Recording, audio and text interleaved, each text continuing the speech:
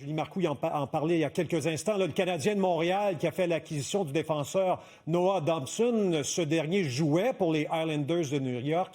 Il a joué 6 saisons avec la formation américaine. Le CH a cédé ses 2 choix de première ronde au repêchage qui se tiendra ce soir, ainsi qu'Emile Heinemann en retour du défenseur de 25 ans. On va aller retrouver tout de suite le collègue Renaud Lavoie de TVA Sport. Salut Renaud. Salut Yves. Renaud, tu as annoncé, toi, donc, cette nouvelle. Tu as la confirmation. Renaud, c'est une grosse acquisition pour le CH. Oui, on va chercher donc un défenseur d'expérience qui a amassé 70 points, pas la dernière saison, mais la saison d'avant, 70 points avec les Islanders de New York. Là, il faut le faire parce qu'on avait un style de jeu qui était très hermétique, très défensif. Ça a été une saison un peu plus difficile pour lui l'an dernier en raison de blessures, entre autres. Donc, c'est une acquisition qui est majeure pour les Canadiens parce qu'on se départit donc de 2 choix au repêchage dans une année de repêchage où il n'y a pas beaucoup de profondeur. Ça, c'est assez évident.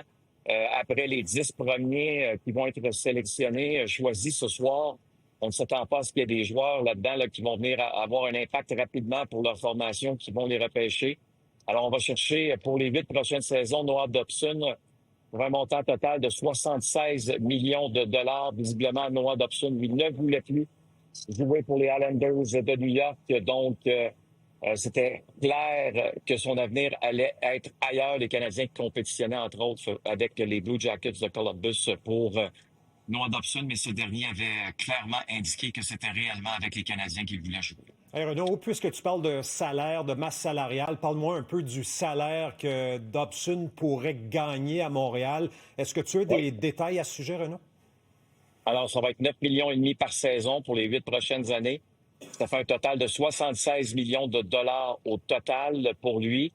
C'est beaucoup d'argent, mais en même temps, on vient chercher ce défenseur à caractère offensif numéro 1 qu'on cherchait depuis longtemps.